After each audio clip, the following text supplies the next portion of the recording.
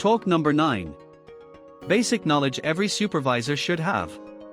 Supervisors who have no interest in accident prevention do not need to know how to prevent accidents. Knowledge in the hands of lazy or indifferent people is useless. Only those supervisors who truly want to fix the problem of accidents need to know how to solve it. And for those people, it would be a great help to know everything necessary about accident prevention, especially as it relates to the work being done in their departments.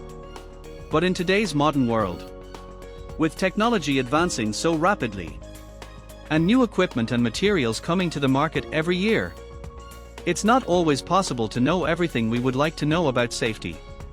Still, supervisors who are interested in prevention should at least have a general understanding of the basic elements needed to create an effective safety program. They should especially know the following.